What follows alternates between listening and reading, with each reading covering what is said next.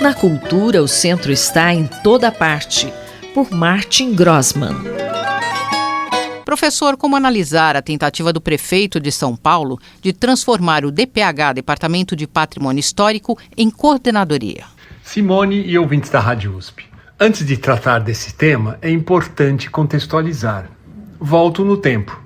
Nas vésperas do Estado Novo, em 1937, foram iniciadas, na então capital federal do Rio de Janeiro, as atividades do IPHAN, Instituto do Patrimônio Histórico e Artístico Nacional, órgão federal de proteção ao patrimônio cultural brasileiro. Interessante esse elemento de salvaguarda, no bojo de um espírito futurista, construtivista, próprio do modernismo. Outra curiosidade é o fato que em 1935, tendo à frente Mário de Andrade, foi criado aqui em São Paulo o Departamento de Cultura e Recreação, instituição pioneira no desenvolvimento de um arcabouço político e operacional especialmente orientado para a formulação e a execução de políticas culturais. Ou seja, havia uma relação direta entre o pensamento estrutural de políticas públicas para a cultura em São Paulo com a gestão federal, uma vez que o então ministro da Educação, Gustavo Capanema, convidou Mário de Andrade a formular, em 1936, o anteprojeto de preservação do patrimônio artístico nacional.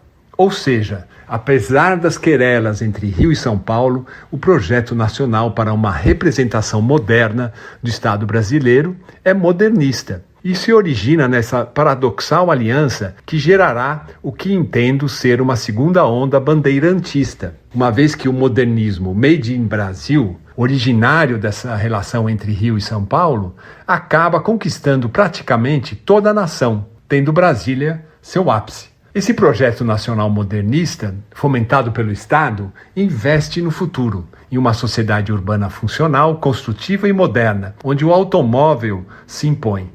Não são as academias que modelam esse futuro, mas as universidades.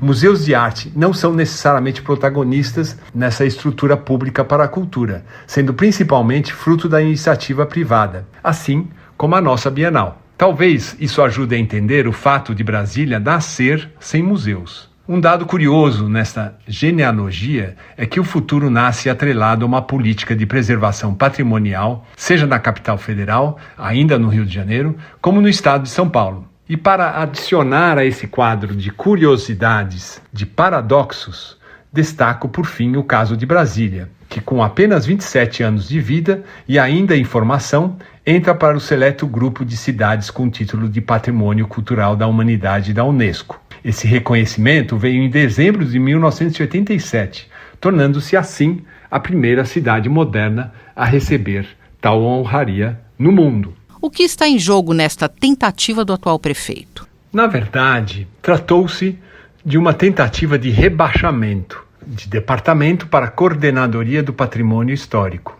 Mas apesar do prefeito voltar atrás, mantendo o nome e a sigla, uma mudança de fato aconteceu, pois a reestruturação que modifica parcialmente a estrutura organizacional da Secretaria Municipal de Cultura, bem como a distribuição de cargos em comissão, ela foi realizada.